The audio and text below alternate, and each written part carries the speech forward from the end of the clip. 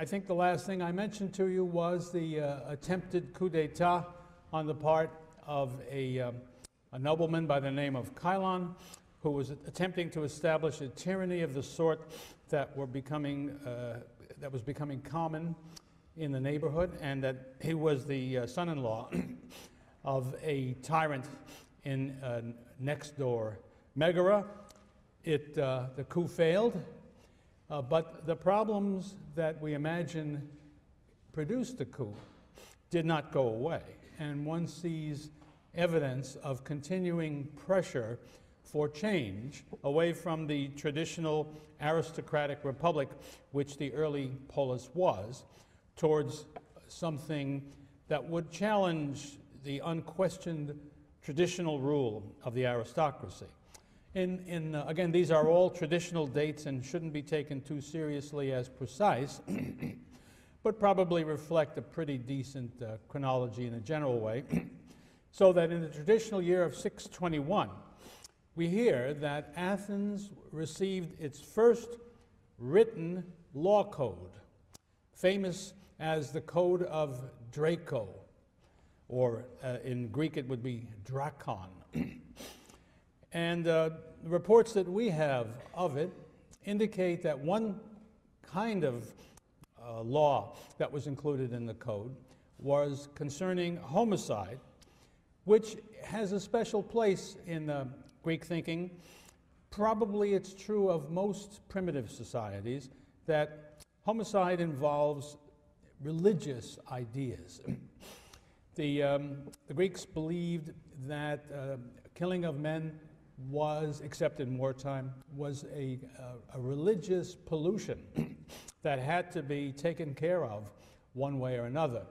Beyond that, there was also the primitive thing that was not particularly religious, but reflected primitive thinking of all homicides need to be avenged. And so the blood feud was clearly part of the way to deal with homicide in early Greek history. And as is true of most early societies, there comes a time when that no longer will do, that there's a sufficient civilization, urbanization, whatever it is that made the change, that people feel this has got to stop. One reason it does is, of course, it tears the community apart. And as you are in the business of building a community, which is what's happening here in the polis, you can't have that going on. One reason it is the way to settle things is because there isn't any proper government.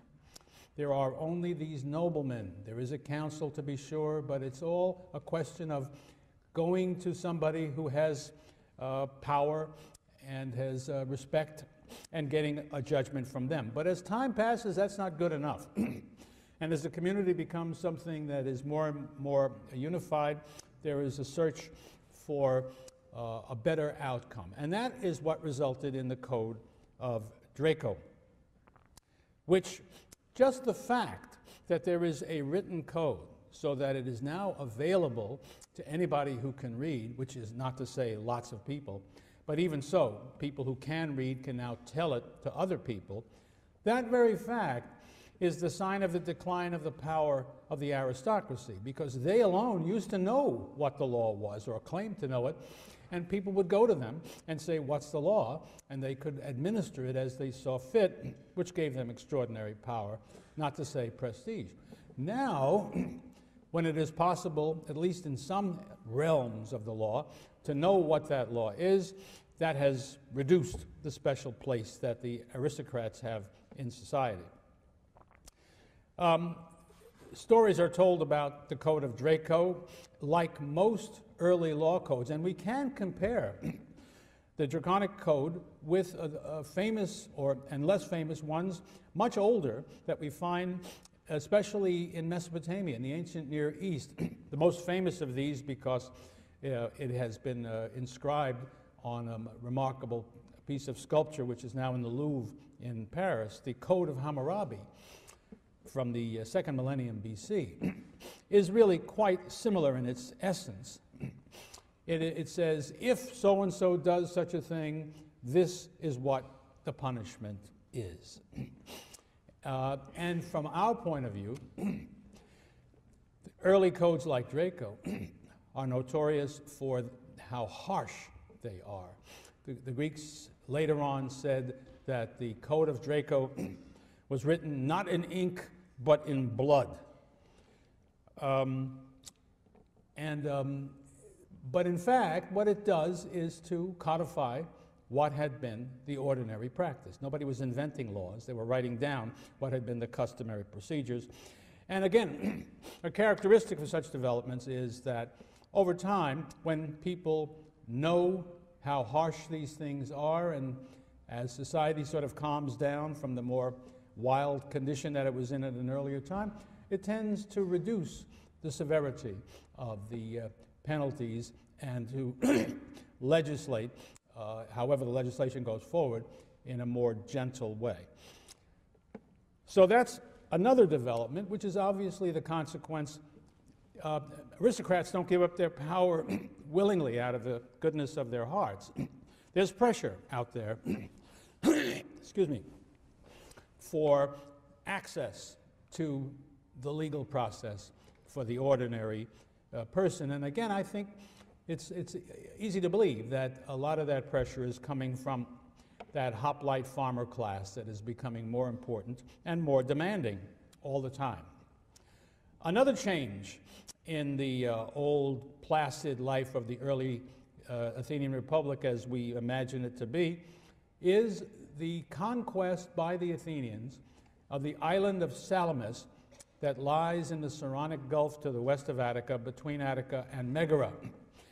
Athens and Megara will contest the control of Salamis for some time and fight each other over it. And on this occasion, sometime here in the 7th century, probably towards the end of the 7th century, Athens conquers Salamis and populates it with Athenians. It's not really a colony in the sense that these apoikei I described for you are.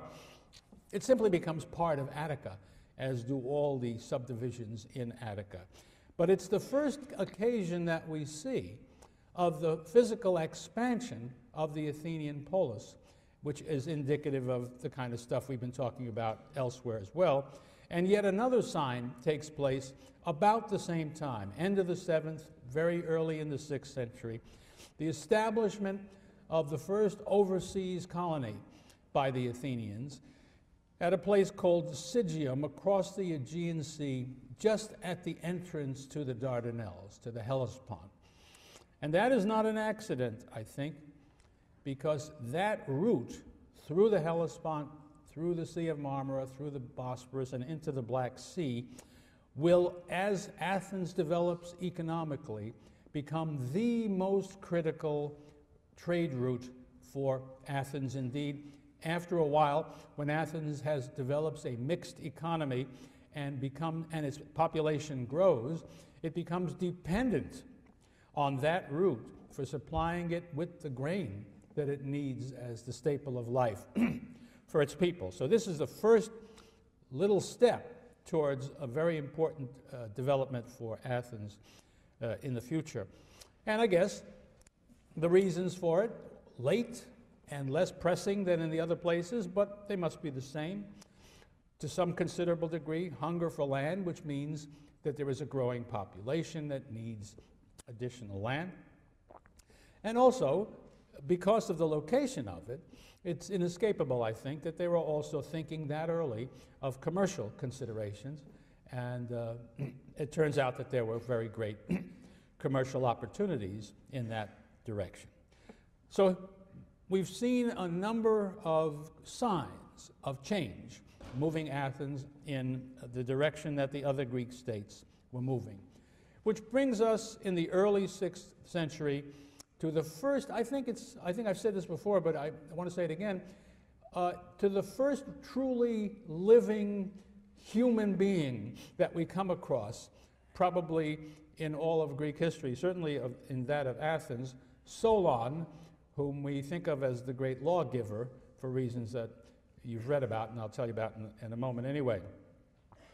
The reason he is so much, we can speak of him as a human being because he wrote those poems from which I read you some excerpts the other day.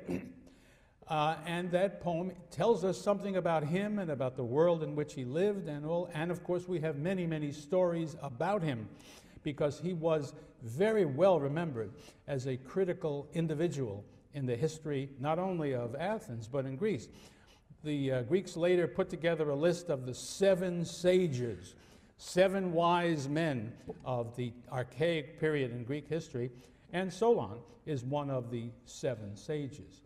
Indeed, one of the problems about knowing the truth about what Solon did is that it's pretty clear that lots of stories that had nothing to do with Solon were attached to Solon in later ages because he was the prominent figure that everybody had heard about and knew something about. And so it isn't easy to know if somebody says Solon did this or Solon said that, whether he really did. We can only try to sort of figure it out as best we can, but that's a special problem we have about him. Now, what becomes apparent as soon as we examine the things that brought Solon to the fore is that Athens is clearly suffering a very serious internal problem as we get to these years. By the way, the traditional date for Solon's appointment as sole archon in these years is 594 BC. Again, we don't have to take that literally, but it tells you we're really talking about the very beginning of the 6th century. Here's the picture as it is depicted by Solon himself in his poems, but also in the work of Herodotus and other later writers.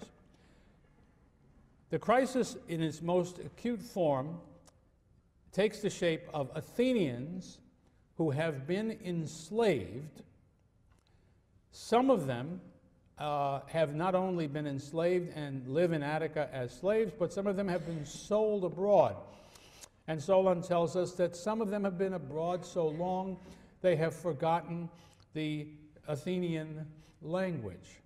So that we have to have a picture in which this problem is one of some duration. We have to imagine it's at least a couple of generations old in order for that to make any sense. But it reaches its peak around the time I'm talking about. And it's this, that how did they get to be slaves? This is not a case where people had always been slaves. These are not people who were brought from somewhere else as slaves. These are not people who were conquered and made slaves by the conqueror. These are Athenian citizens who used to be free and have become slaves. And the answer to how they became slaves is through debt. People were borrowing money and obviously failing to pay it back. And at a certain point, they couldn't borrow money on the basis of something they could offer as a surety for the loan. If they had land, that would have been gone by now. If they had movable products or movable possessions, that would have been gone. All they had left to give was the person. And probably, I hate to tell you this, my friends, but reality is reality. Probably the first thing they did was to give their children as a surety for the loan. And when the loan was not met, the children became slaves of the person who had lent them money. And at some point, probably this even happened to grown-ups themselves, so that a sufficient number of people had been so enslaved as to create a very general problem. The story is that apart from direct slavery, there was another form of farming by very poor people that led to terrific misery. The term that the Greeks used for this was the hektamoroi, which means 1/6 men. And scholars have argued about what does this mean, that these were people who had been so far into debt that they were essentially sharecroppers. And the question is, did they keep 1/6 or did they keep 5/6?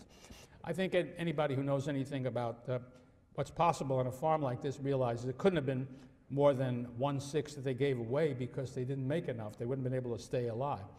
But in any case, these 1/6 men were fundamentally sharecroppers under the control of the people to whom they owed the debt.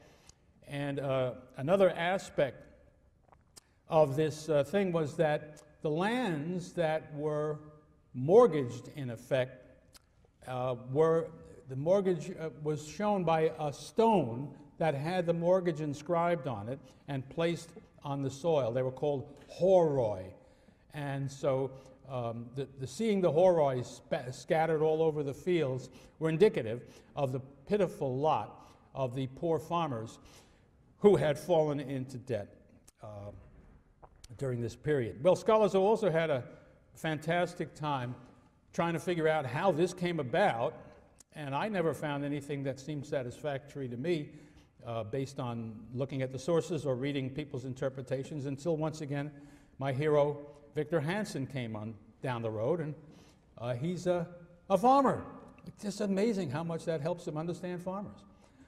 And I like his interpretation of how things got that way, so let me give you a quick rundown of how that worked. Remember, these times are times fundamentally of growth of farming skill, growth of farming return, people making living on areas, farmland that they could never have made a living on before because they've learned how to grow the olive and grow the vine and make olive oil and make wine, and have reclaimed land from which had not been useful for farming in the past. And that's how they got into trouble, because for one thing, farmers don't all succeed. In any society, there are farmers who try to be good farmers and fail.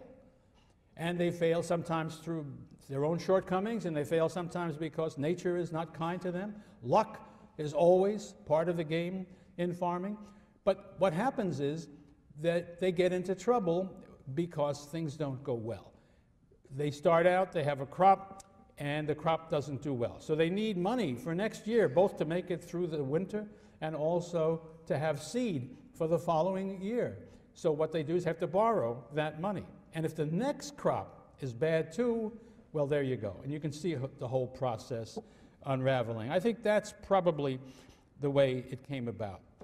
According to Hansen, the majority of the farmers were not so affected. They were doing okay. It was the losers who were the ones who were suffering these things. But there were enough losers so that this was a very serious problem. Now, this rejects other earlier theories that, for instance, that the soil of Attica had become exhausted through overcropping and so on. If Hansen is right, this is less likely to be true than it used to be, because there's more diversification of farming than there had been in the past. And another theory is that a cause of the problem was deforestation. Well, it's perfectly true that Athens was severely deforested in the course of the centuries, so that Plato could comment on how this deforesting had denuded Athens of trees by the 4th century. But there's no reason to think that that was happening especially during the time of Solon. Very probably that deforestation hadn't gone that far. And in any case, its connection to problems of the farmland are less clear than they might be. Here's what Hansen finally concludes about it. He says, the crisis was a natural evolutionary process of success and failure, a subtle transformation that occurs when there are fundamental changes in land use and a growing population. And that seems to me to be the most satisfactory account of how the Athenians got into that fix. But in that fix they were. There's no question about it. So the question was, what is to be done? Now, the pressure to do something about it, I think, is twofold. Of course, inherently, Athenians would have been bothered by all of this, even those who were not the ones who did the suffering. But it's amazing how we all are able to bear the suffering of our neighbor if we're not suffering too. However, the second element, I think, that put pressure on everybody was next door in Megara, when things had gone bad for the poor, there was a revolution and a tyranny was established. And so it was down the road in Corinth, and so it was a little further down the road in Sicyon.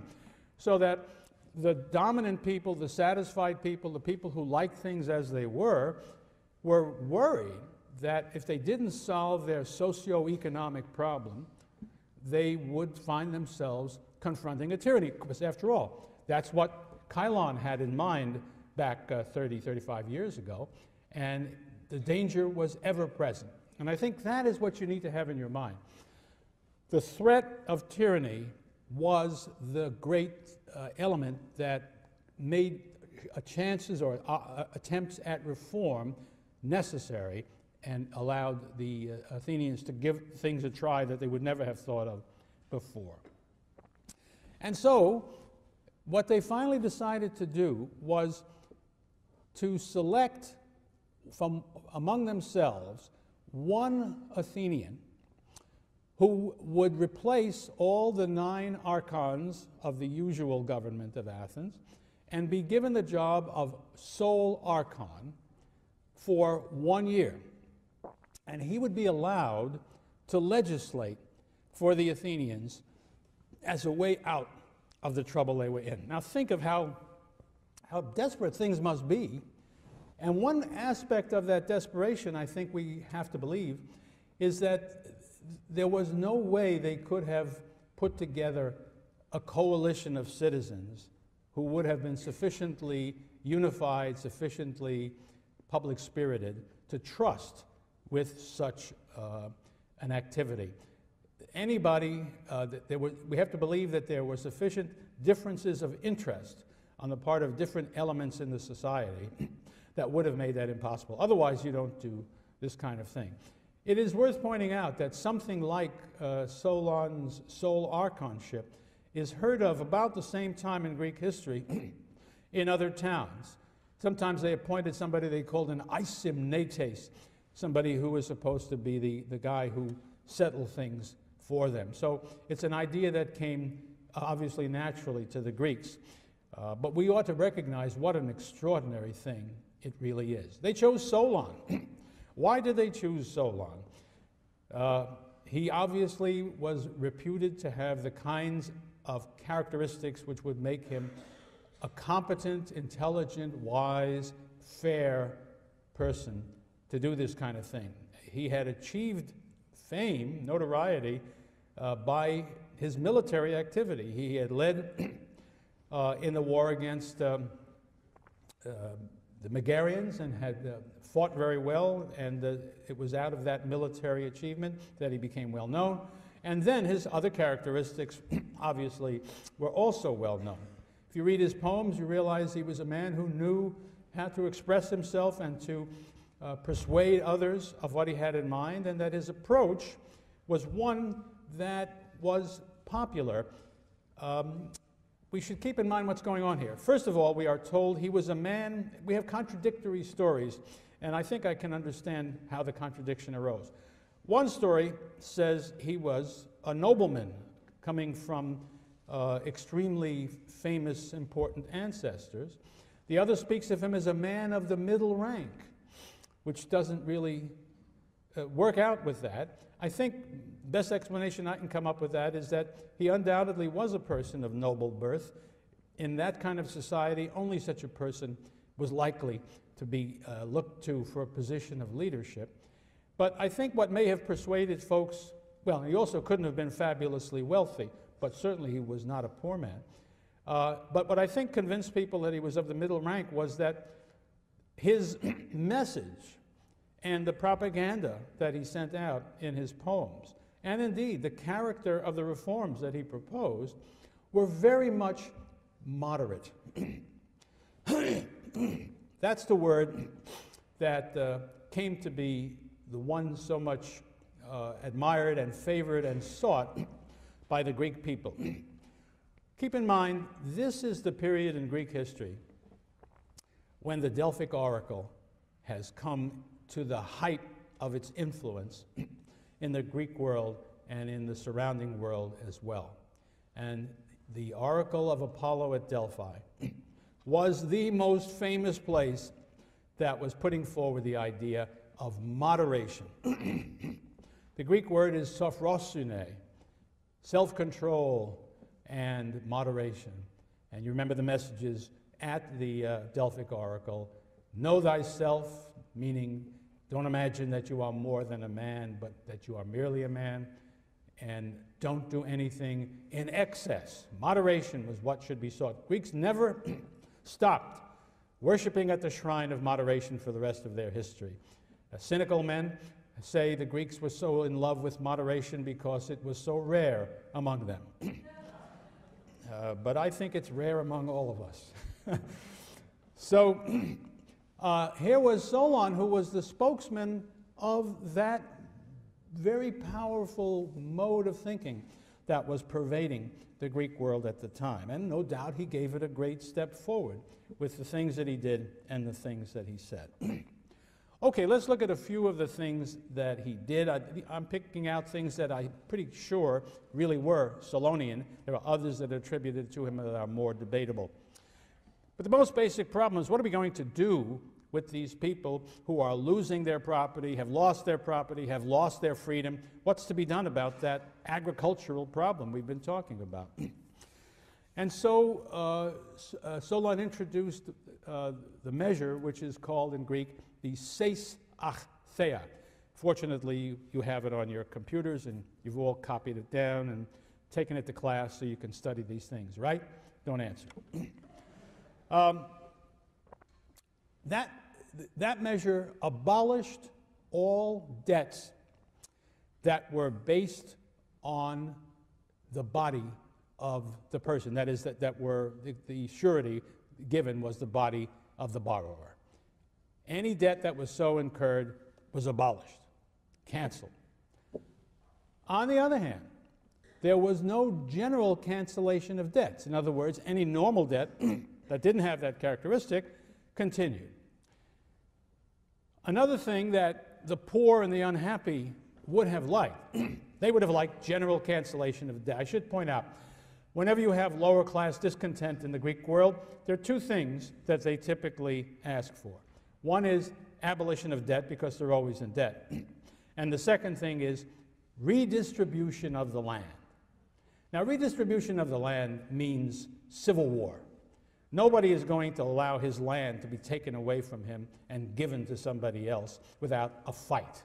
And so if you go for that, what you're going to have to do is to have armed force to achieve it, and you're going to end up with a tyranny, because that's the kind of thing tyrants are more likely to do. So he avoided that, and he did not permit redistribution of the land.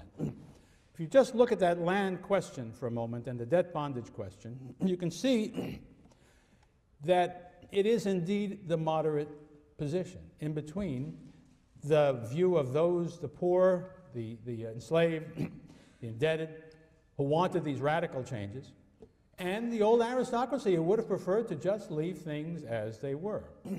Instead, Solon came through with this middling program, which, and by the way, apparently there was, we don't know how this was done, but apparently they brought back Athenians who had been enslaved abroad also, so there must have been some expenditure of funds.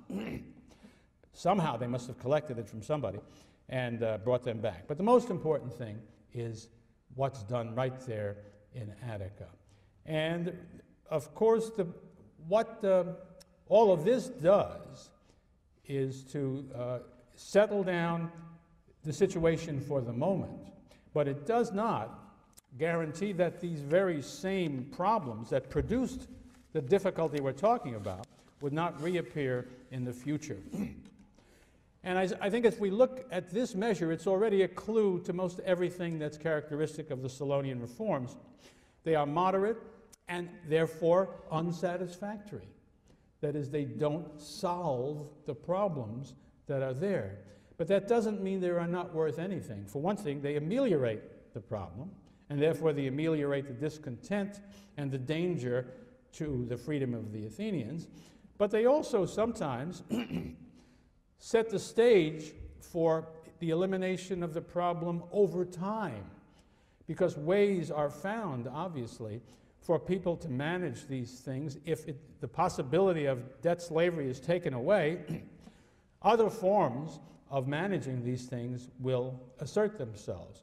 And indeed, what we find, and I must say, what I'm going to tell you doesn't solve the mystery, but what we find as you get to the 5th century, the classical period in Athens, is an extraordinary situation because it's so good and so unusual, and that is that most Athenian farmers in the 5th century seem to have small but adequate family farms that allow many, many, many Athenians to live in a very satisfactory way, given the expectations that they had. It never abolished great big landholding arrangements that some people had. There always were. Throughout Athenian history, no matter how thoroughly democratic the state became, there always were great differences of wealth between very wealthy people and very poor people. But what is extraordinary, and what would have been very satisfactory to the Greek political thinkers, even Aristotle, for instance, in the 4th century, is that there was a great middle ground in which the people were pretty much like each other in their economic condition, which produces the greatest stability, the greatest satisfaction, the greatest capacity for self-government. So that was one of the consequences, although it didn't happen as any direct action by Solon. We are also told by Aristotle and other ancient sources that Solon changed the coin standard for Athens from one that was used in the West, in the Peloponnesus and in the West, to one that was used in the East. He changed away from the Phaidonian measures, Phaidonian coin standard, to the Euboic standard, which, as people try to understand why and how that would have worked, it would have made trade with the Aegean and the East better. And of course we know that that's the area that the Athenians are exploiting vigorously now. Although we must recognize that when the Athenians get rolling in the trade business, they do tremendously well in the West as well. But there's a bigger problem with the story about these coins than any other. As you know from what I told you before, the almost universal opinion of coin experts is, how could he change the coin standards? There weren't any coins yet. Now you're either going to believe them or you're going to believe Aristotle. You know where I am. Okay. In other steps that turned out to be very important in the long run, he encouraged the use of the use of the land for the purpose of producing cash crops like olive oil and wine. And the Athenians do use more and more of their soil, largely because there's more and more of their soil that can grow that and nothing else. But as they do, the consequence is to make the agricultural output of Athens much more diversified than it had been, which saves you, the more diverse your crops, the less chance you have to be wiped out in any one year by bad results. And as a matter of fact, over time it became a very satisfactory device and helps explain again the health of Athenian agriculture when we see it in the 5th century and later. Another thing that he did, I'm going to talk about citizenship for a moment. The Greek polis were very jealous of their citizenship. Their theory of the polis was that all citizens were the descendants of the original founders of the city. In other words, everybody in Athens was a relative of some kind. Of course, it wasn't true. Certainly in Athens, we know there were many immigrants and so on. But the fact remains that that was the normal thinking about it. And the notion of the power, the centrality of the concept of polis to them is something we need to understand. And they were jealous of it and selfish with it. This was not something they would simply allow people to acquire if they wanted it. This place is us, and it's not them. And we don't make people citizens. And that was essentially the thing. To be a citizen of Athens in those days, you had to have a father who was a citizen of Athens. Nothing else would do the trick. But Solon changed that. Solon offered citizenship to individuals who came to Athens to settle and had could show that they had a valuable skill, a valuable craft. And the results were that Athens would become, in the decades following Solon, a great center for the manufacturing of a variety of things. Pottery is what we have, and great painted pottery is a great part of the Athenian tradition, but sculpture also, and all kinds of things that we probably don't have because they would have been destroyed by time.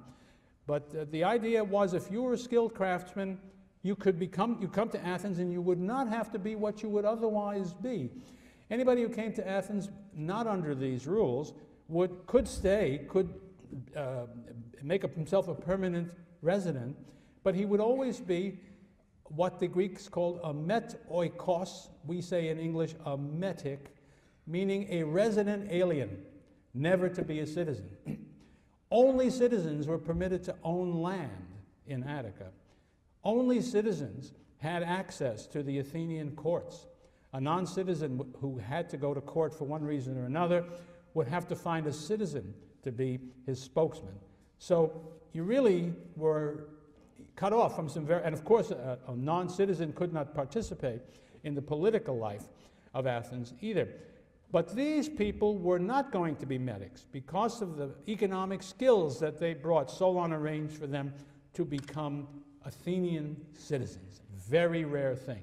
We will have a couple of other occasions in this course to take a look in a moment when foreigners were permitted to come to Athens and become citizens, but they're very rare, and there's always something very special connected with them. And there will always be some Athenians who will raise at least one eyebrow at the idea of making a foreigner a citizen of Athens. But it turned out to be one of those things that Solon instituted that would have long-range consequences helpful to the Athenian state.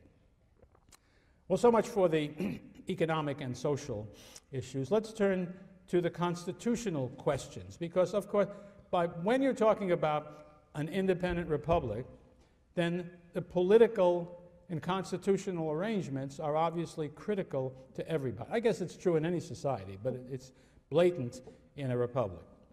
So, Solon changed the Athenian constitution.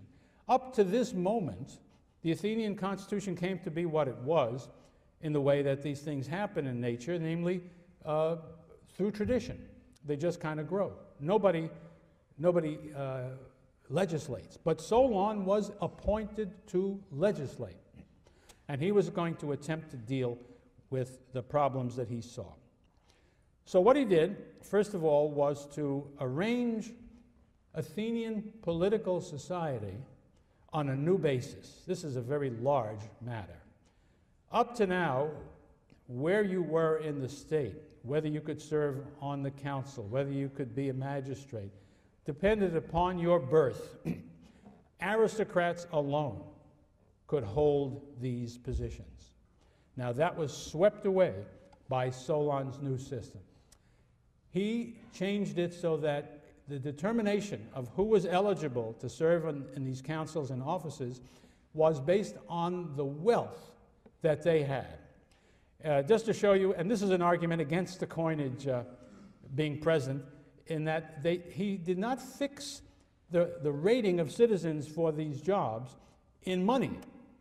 He rated them in measures of agricultural produce, whether dry produce or liquid produce, equally available. These measures of produce were called medimnoi, measures. So here's how we worked it out. At the top of the scale, there were 5. You had to have each year products produced by your land which were worth 500 medimnoi at least. So the people who held that position, that condition, were described as, get ready, this is a jawbreaker, pentakosio medimnoi, which just means 500 measurement. That is obviously a new term, a new concept. Didn't exist before Solon, makes no sense. So Solon had to invent that to take care of a certain class of people that he wanted. But the next class down was probably, almost certainly, used for a condition that was already recognized but didn't have a formal place in the Constitution. People with 300 measures a year, but not 500, were called hippes, meaning cavalrymen. I used that term in another place before. And then people with 200 measures, but not 300, were zeugetai, yoke fellows, you remember, yoke men. And then those below 200 were thetes, and they were the lowest class in the Athenian society invented by Solon. Again, that was an old term. The only one that he invented was the pentakosio medimnoi. And of course, the critical thing about it, whatever else I say about it, this is the important thing. It broke the monopoly of aristocrats by birth in the political realm. The first two classes, pentakosio medimnoi and hippes, could hold the archonships, and only they. Now, the zeugetai, as I think I mentioned to you before, were essentially the hoplite class. That meant they could not hold the top jobs in the state. On the other hand, he established a council of 400. The word for council in Greek is boule. So this boule of 400, zeugetai could serve on that. And we never will really know what the powers of that council were, because it doesn't seem, well, as we shall see, Solon's constitution was never really put into effect in all its respects, although this business about the measures was put into effect. But I think we can guess, by analogy to other councils, that it would have had considerable power, that it would have decided many things. It would not have been an empty honor to be on the Council of 400.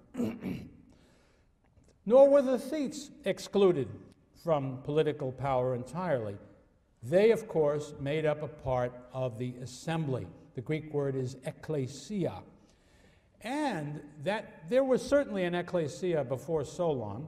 You always, in any state that we know of in the Greek world, if you want to go to war, you must go to the army. Now, the thetes didn't fight as hoplites, but they could fight as light armed troops. So I'm sure they were consulted, although it was pretty much a formality. Nonetheless, that's not new. But what is new and extremely important is that Solon invents a new kind of court. It is called in Greek the heliaia, and what it is a court of appeal. All this time before, every magistrate, as I believe I mentioned, had a court of his own that dealt with matters that were appropriate to his court. And that was the end of it. I suppose, theoretically and probably in reality sometimes, if somebody didn't like what a magistrate decided in a court, he could go to the Areopagus, and in very rare occasions, I would imagine, the Areopagus could do something about it. But I think what we have to assume is that a decision by the magistrate's court was it, and the game was over. Heliaia, on the other hand, was a court of appeals. That's critical. Anybody who didn't like the decision that he got in a magistrate's court could take it to a heliaia and then have that decision overturned if the court so decided. And that court was a truly popular court. It was open to all adult male Athenian citizens, even the thetes. That is something very new, really quite radical, the most radical element, surely, in this very moderate program that Solon puts forward. Notice, he still gives the aristocracy privileges that nobody else has in the right to hold the, when I say aristocracy, but I mean the richest people in the state, in that they alone can hold the archonship, which would have been troubling to the poor. But then he gives this new founded court of appeals to the poorest Athenian citizens, which would certainly have rankled the rich. And that's characteristic of what he is up to.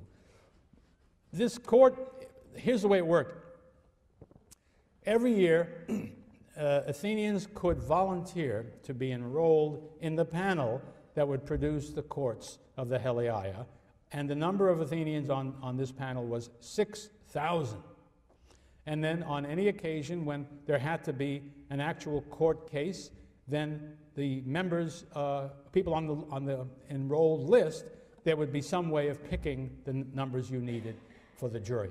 We know how it worked in the classical period, but we can't be sure it worked the same way in Solon's time. But in the classical period, there's a very complicated way of choosing jurors, which was allotment, but such a wonderfully complicated allotment device that it guaranteed that nobody would know who was going to sit on a particular jury until they walked into the room and began to hear the case. And that was to avoid corruption of a jury. So whether that system was in play or not, and I don't think it was in the detail in Solon's time, the idea should be clear. These things are really going to be unfixable, and ordinary Athenians are going to be the ones who are making the decisions. Later, theoreticians of politics, of democracy, would fix on that as the single most important step towards the democracy that the Athenians would ultimately reach. But by no means would Solon's constitution, if it had been put into effect, have amounted to a thoroughgoing democracy. And yet, the tradition always was there that Solon had done something democratic, because as you go into the 4th century, people looking back without any real good knowledge of what went on back in those days, some of them listed Solon as the founder of democracy. But it's also true that the general understanding was not wrong about this, because there was the same tradition at the same time that it wasn't the same kind of democracy we have now in the 5th century. It was less democratic. And that, I think, those traditions were correct. But moderation, again, is the example of what I'm talking about. Well, brilliant, marvelous. Solon was so clever, he realized that when you're moderate, the wonderful achievement of a moderate person is that everybody is dissatisfied. Because the guys on that end are unhappy, and the guys that are on that end are unhappy. And so he knew that there would immediately be efforts to overthrow what he had done. And so one of his stipulations was that the Athenians would have to leave his laws unchanged for 10 years. And he also knew that his own life would be extremely uncomfortable hanging around Athens while everybody came and said, "What the hell did you do, Solon?" And so he left town and went on his travels for 10 years after that. Well, it saved him a lot of grief, but it didn't save his legislation, because there was tremendous strife in Athens after the year of Solon's archonship, indeed something resembling chaos, I think. There were technically years of anarchy. That is to say, there was so much dispute and conflict in Athens that they were unable to elect the 9 archons. Just years with no archons, no name for the year. That was how serious the conflict was. And what emerges in our records about what was happening is that localism, regionalism, was very powerful in Attica, and it was regionalism that was a large part of the problem in this period. Important figures in the aristocracy from different parts of Attica each sought to make itself the dominant force in Athenian society and to bring about changes that were satisfactory to them. But they ran into the fact that they had competition. To make it more complicated, it wasn't even a nice one-against-one thing. There were 3 factions that were identified by the Greeks, by the Athenians, and they all struggled one against the other. Let's start with the regional character of these places. One such region was called, the people in that faction, let me back up. The region was called Paralia, and the people who were in the faction were called Paralioi. Modern scholars identify the Paralia with the southern tip of Attica, starting some distance up from Sunium on the west coast and carrying a little bit around to the east coast. And that was a region that was dominated by that family I've mentioned to you earlier, that the family that was held responsible for the killing of the supporters of Kilon. That family were the Alcmeonidae, and their leading figure at the moment we're talking about was a man called Megacles, who was one of the competitors for the leading position in Attica. According to the ancient writers of the 4th century, it's very hard to know how much they really knew about it. It's a matter of speculation. But anyway, what they say is these people wanted a middling, moderate constitution. They were probably very close to trying to retain the Solonian legislation. Another faction were called the Pediakoi, and they represented the middling part of Attica, which is in fact the very best land in Attica, where grain and wheat especially were growable, and the richest people had their land. Their leader was a man named Lycurgus, and they represented the old aristocracy more than any other group, and would have undoubtedly, if they'd had their way, just undone the Solonian laws and gone back to the old days. They favored some kind of oligarchic regime. And then the third group lived in the region called Diacria, and they were called Diacrioi. Sometimes some of our sources say Hyperacrioi. I'll come back to that in just a moment. Well, might as well tell you about it now. It is identified with the region on the east coast of Attica, and which was called the Diacria. But why they might have been called Hyperacrioi is that there were some mountains between central Attica and the Diacria, which meant so that Hyperacrioi means beyond the mountains, and that would have been a geographical description of the region. It's the leader of this faction was a man called Pisistratus, who was, as a matter of fact, he was a nobleman, an aristocrat, all of them were, but his family had come from the Peloponnesus back in the years of the great migration following the fall of the Mycenaean world. And that shows you that the Athenians had brought into their bosoms at that time and made full citizens and aristocrats and leading people, some people from outside of Attica. Now it was hundreds of years later, and Pisistratus arose as the leader of that place and of those people. Now he's going to be very important. We need to say a few more words about him. In the quarrel about what should be done, Pisistratus and his group were the most radical. They represented the views of the poorest people in Attica and pressed for solutions of the kind that they would like. He himself had arisen to power in the usual way. He had been a great soldier and had won great victories for the Athenians and was deeply honored for that reason. And we'll hear more from him. Ancient writers speak of him as demotikotatos, the most demotic, the most popular, the most democratic, if you will.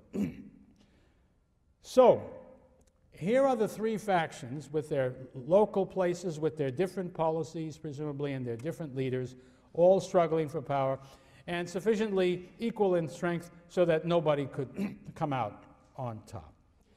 Out of this, and by the way, when Solon comes home, And the situation is as unsatisfactory as I've described. Solon becomes particularly worried about Pisistratus, whom he has spotted as a potential tyrant. And he goes out and he warns the people against Pisistratus, but the fact of the matter is he fails. And his warnings and his predictions turn out to be accurate, as Pisistratus does bring about tyranny in Athens for the stretch of time that he and his sons will dominate the place. He was engaged in that war against Megara and was the #1 hero in that war. He was wounded, and when he came back, he said that he was in danger from his enemies who were going to try to kill him, and he asked the people to supply him with a bodyguard. They did so, and he pretty quickly took the opportunity to use his bodyguard to seize the Acropolis and to make himself boss of Athens. For a 5-year stretch, from about 561 to 556, he was able to rule Athens. We know very little about the details of that period, but he was a proper tyrant one way or another.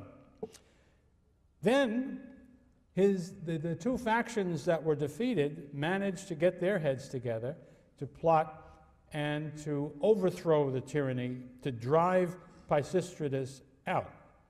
So out he goes for a period of time, and he goes abroad, wanders around, meets with other important people, goes to see other tyrants, becomes friendly with other tyrants, finds one way or another to make a lot of money and to get very rich.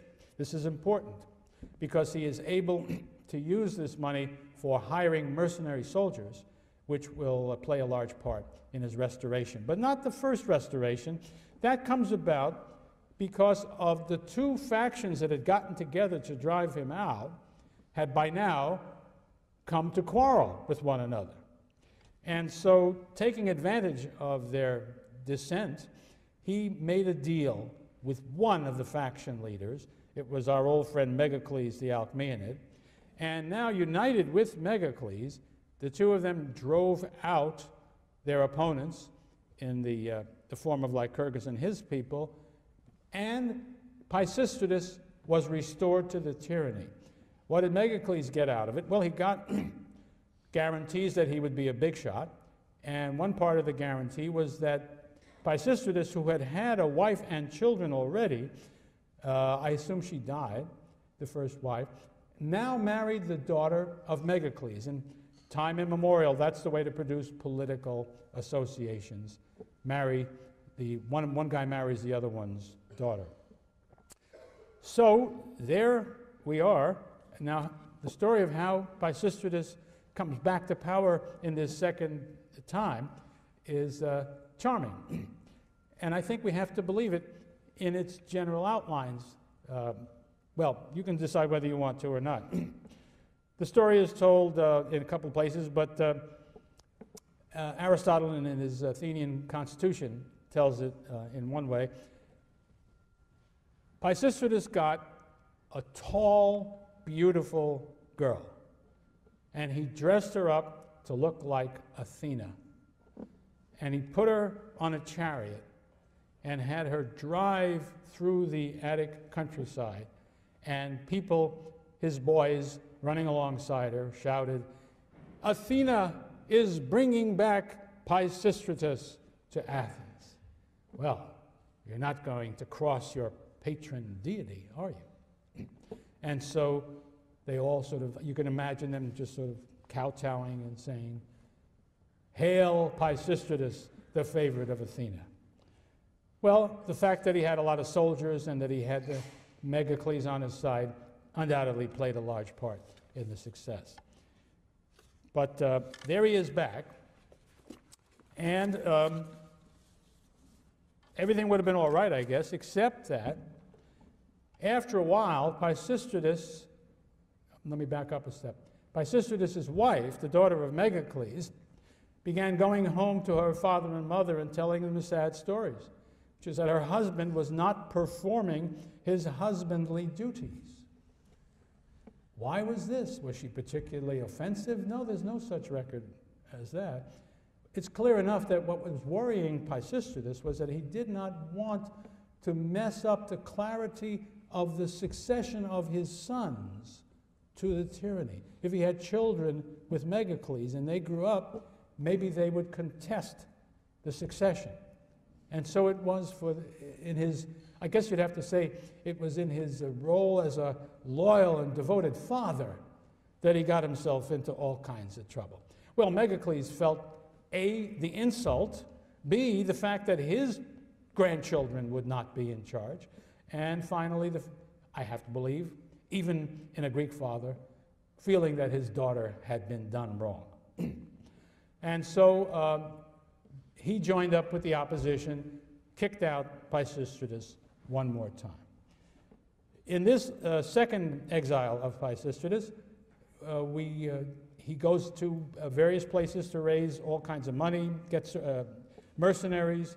He is supported by, and this will play a role in later events, he gets very friendly with the cavalrymen, the horsemen, the nobility of Eretria, a town in the northern part of the island of Euboea, just off the east coast of Attica. And by the way, of course, remember, Pisistratus comes from that area, the east coast of Attica. And regionalism will not disappear from Attica for some time, and that is significant. Anyway, he gets all kinds of help from overseas and his wealth and all that. And this time he's just going to fight his way back. No tricks, no goddesses. He lands at Marathon, which has the advantage to him of being very close to Euboea, where he's been operating with his friends in Eretria. It also has a nice flat place for cavalry, and I'm sure he acquired cavalrymen among the mercenaries that he hired. All of that allows him to get his forces together, and sure enough, when he lands at Marathon, that's his home territory, and all his people come rallying round to him. And now he has a good-sized army of Athenians and mercenaries, and he marches inland, and in the middle land of Attica, at a place called Pallene, he meets his opponents and defeats them in battle and makes himself the tyrant of Athens once again. And one of the things he does by a trick very soon after coming to power is to disarm the Athenian people, so that he is now ruling in a truly tyrannical way in that sense. There's not much pretense at having achieved this position by the popular will. He's done so by force and trickery, and he's prepared to maintain his power in those ways. But in his actual government of Attica and Athens in the remainder of his life, tradition is pretty clear that he did not rule harshly.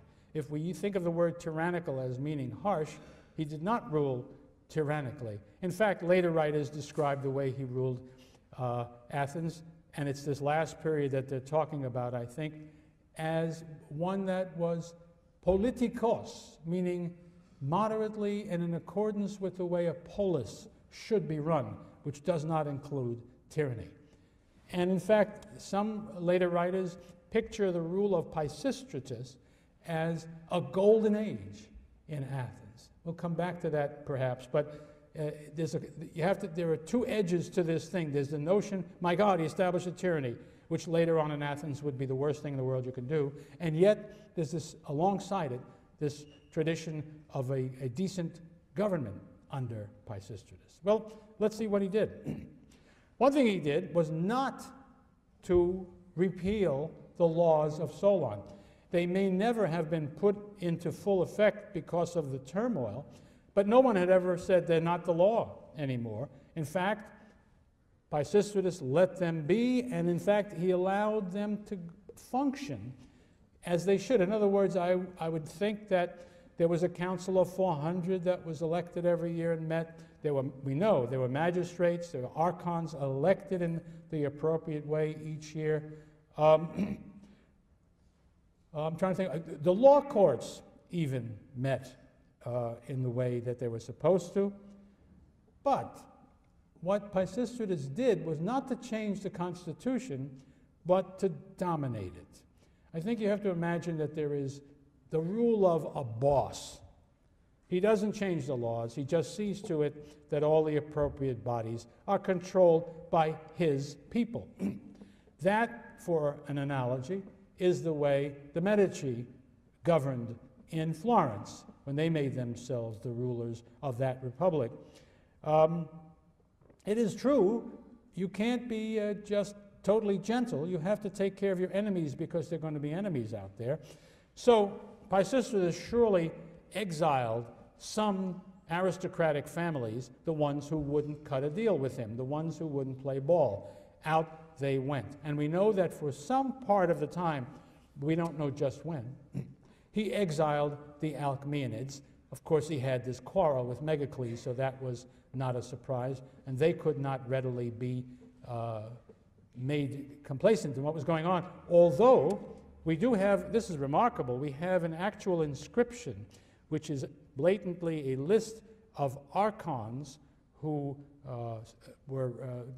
held office in Athens, and after Pisistratus' death, in the period when his sons ruled Athens, one of the names as archon of the city was Cleisthenes, who was an Alcmaeonid, which makes it perfectly clear that at least later in the day, the Alcmaeonids came back into Attica. We have to imagine that Pisistratus ruled this thing with great savvy, and there was always time to come home if you would be a good boy and do what Pisistratus told you to do. And I think that happened in many cases. One of the things he did that was very popular was to invent the institution of circuit judges. That is to say, it used to be that if you were an Athenian citizen and you wanted to go to law, originally, of course, you had no choice but to go to the local big shot and have this local aristocrat settle the matter, as had been the case in the days of Hesiod. But under Solon's system, at the very least, you could go to the magistrate in Athens if you wanted to, and you could even appeal to his decision if you wanted to. But here's the problem. What if you lived in Sunium? You lived miles and miles and miles away from this. What were the chances that you would, in fact, or could go to the city to receive the justice that you needed? So, by establishing circuit justice, brought courts that were objective, that were not dominated by the local barons, he was doing a real service to the ordinary Athenian citizen, and that was seen to be a good thing. But it was also, of course, in his interest. He doesn't want local big shots being big shots. There's only room in a tyranny for one big shot, and that is the tyrant. And so he's serving himself, breaking down local power, unifying the state into a single thing, which is good in all kinds of ways, but it's also good for the tyrant. Now, the next thing I'm going to say is supposition. We don't have any ancient evidence for it, and of course it's open to doubt. But I would argue that he must have confiscated some of the land of the aristocrats who opposed him and with whom he did not make a deal. And I say that pretty much only for this reason. Before Pisistratus, we have the story of great differences in land holding between very, very big landowners and very, very small landowners and those who own no land at all, producing the problem. Nothing Solon did directly affected that situation. But when we get into the 5th century, the evidence is overwhelming that we have what I spoke of earlier, lots and lots of medium, moderate, family-sized farms, some big farms, but these are not what are characteristic of the place. Well, how did that happen? When did that happen? My guess is probably Pisistratus brought that about. And if so, it would have been still another reason why he had broad popularity remarkable popularity. The ancient sources do tell us that among the things that he did was to spend money on farmers. That is, he would give money or lend money to farmers who needed it when they needed it, which was, of course, one of the issues constantly before the small farmers of Attica. So they could, with the money they borrowed, they could buy more land, make their farm more self-sustaining. They could pay off debts that they owed to other people. They could do the things that these small farmers have to do to succeed, namely buy the equipment they need: olive presses, wine presses, mills. They could use their loans for planting fruit trees, olive trees. All of these things could have been part of the story of how Athenian agriculture came to be so successful after the time of the tyrants as they had not been before. Now, there's one negative thing that I'm sure nobody liked. Pisistratus instituted the first regular direct tax that we know of in Athenian history, a 5% tax on all that was produced from the land. And that money went to Pisistratus, made him wealthy, but also provided him with the money he needed to be this good fellow that I have been describing. So it all assisted his political power and his popularity. But even there, that should have been the worst thing he ever did. Tyrants laid down taxes. Taxes are evidence of tyranny, and all that. That's not totally the picture we get. Aristotle tells this story. One day, Pisistratus was traveling around the countryside of Attica, as I guess he sometimes did, and he went up on the slopes of Mount Hymettus, not too far from the city of Athens. You go up there today, the notion of anybody farming on that mountain is totally incredible. Nothing you could possibly grow on Mount Hymettus, but it's been deforested by that time. So anyway, it was still lousy. I mean, mountains are not great places for farms, you may have noticed. So anyway, he goes up to this farmer and he says, say, farmer, what do you grow on your farm? And the farmer, you might have to imagine a gnarled, old, mean, nasty old guy saying, on my farm, I grow rocks. And Pisistratus is welcome to his 5%. Well, did Pisistratus say, off with his head or send him on to the moon? He said, well, aren't you a cute little fellow? I hereby declare your farm exempt from taxes forever. And it became a famous thing, the tax-free farm. It shows up in a Byzantine encyclopedia, that story that is still being told. So you got a very special kind of tyrant here. We'll turn to the rest of his reign and that of his sons next time.